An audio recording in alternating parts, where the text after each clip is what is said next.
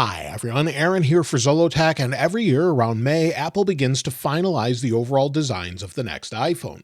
This year, Apple is expected to make some changes to the lineup and design overall, and these are the iPhone 17 models or dummy units of what the general design is like so that case makers and others can get an idea of what to make and what they look like early on. Now, I've looked at these for years, every year, and I wanted to show you how similar they are. So these are the iPhone 16 models from last year. So 16, you'll see we had some colors later on, 16 Pro Max, and they're pretty close, but there's a few things here that may change overall. And of course, Apple can change their mind and change them completely if they really wanted to. Now, the biggest change this year is with one model in particular. Here we have the iPhone 17, 17 Air that replaces the 17 Plus, then 17 Pro and 17 Pro Max. Let's start with the iPhone 17 Air. Now, the overall design is super thin, so you can see the overall design is slightly thicker than what we have with the power button itself. So just a little bit wider than that. Of course, we have camera control.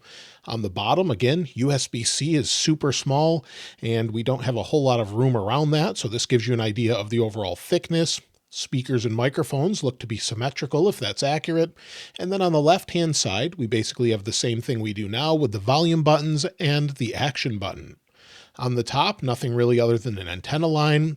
And one of the things that's a little odd here is the camera bar in the back. We have a singular camera, and I don't think this camera bar or design is correct, as it doesn't really match the overall radius in the corner.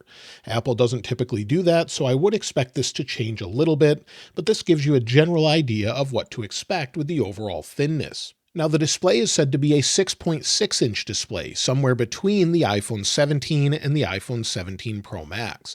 So this gives you an idea of what it could look like size-wise. So 6.6 inches, 120 Hz ProMotion is expected, and that could be expected on all iPhones this year, from the iPhone 17 up to the Pro models.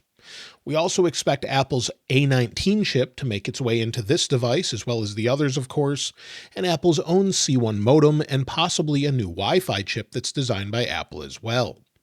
For the back camera, we expect a singular 48 megapixel camera, possibly a 24 megapixel camera on the front, but that may only be Pro models, and also a better sized battery than we would expect to fit in this overall size. So maybe they're utilizing some of the camera bar or camera tray here, or they're just using a different type of battery. We don't really know yet, but of course we'll have to wait for Apple to talk about that. Now, to show you the overall thickness compared to something else, I wanted to show you the overall thickness using calipers here. So let me zero these in. And these may not be the most accurate, but this gives you an idea here.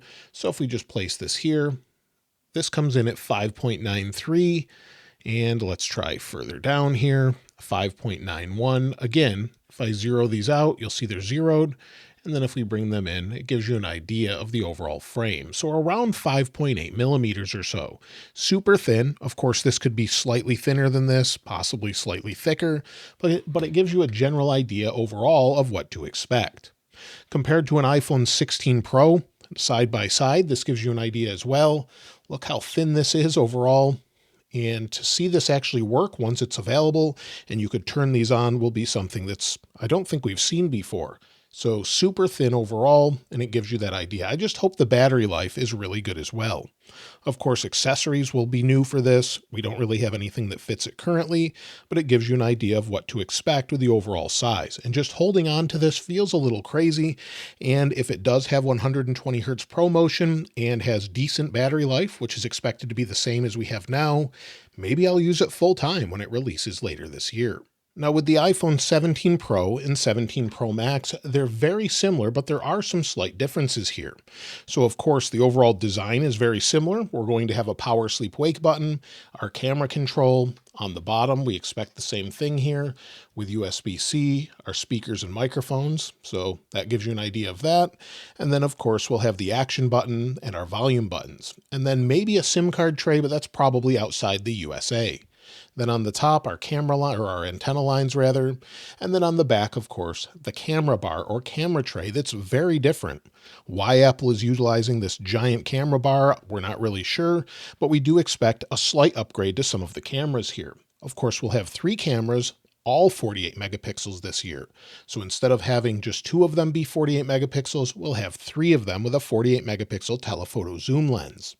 Now, we may not have 5 times optical zoom. We may have maybe 3, possibly more, but you can zoom in with those pixels or those extra pixels with 48 megapixels and get better telephoto zoom than you could with just the optical range typically. As far as specs, we're still expected to have the A19 Pro chip, so a bump up there.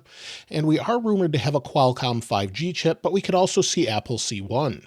Again, we could have Apple's own Wi-Fi chipset, and the most recent information says that all models could get up to 12 gigabytes of RAM.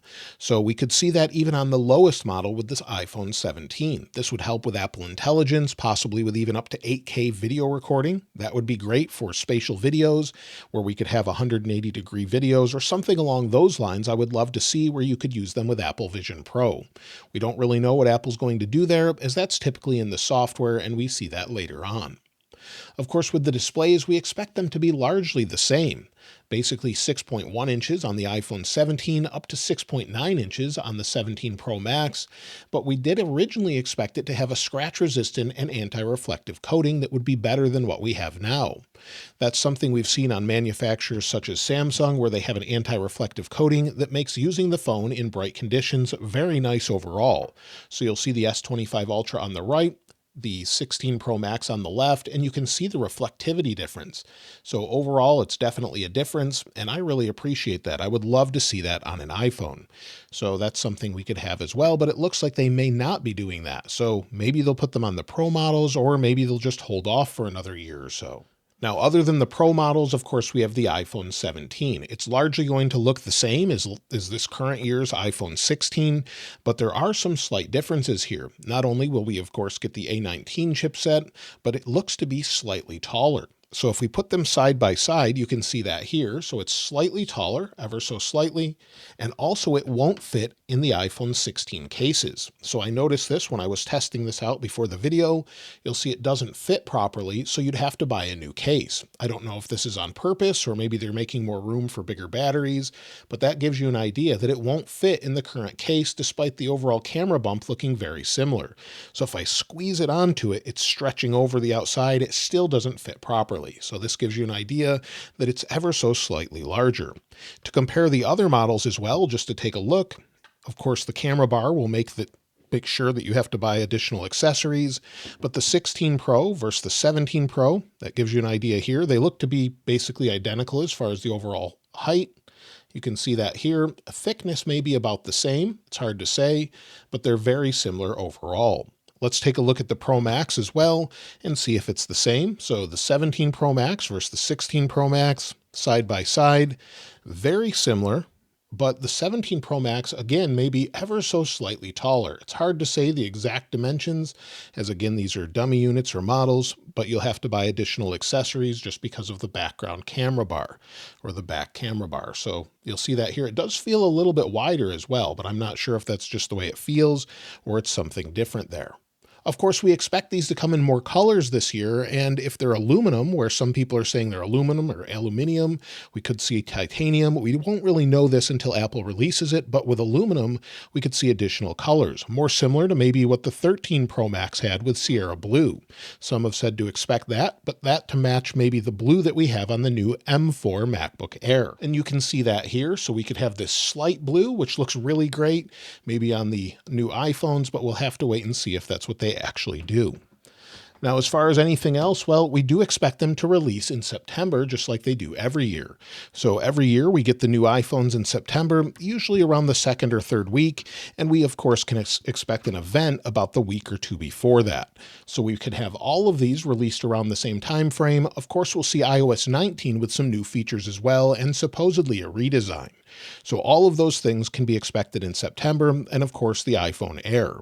So that's the lineup so far. If I know anything different or hear anything different as far as what they look like or what they're going to have, I'll of course let you know in different videos. Of course, if you'd like to get your hands on this wallpaper I've used in one other video, I'll link it in the description below. And if you haven't subscribed already, please subscribe. And if you enjoyed the video, please give it a like. As always, thanks for watching. This is Aaron. I'll see you next time.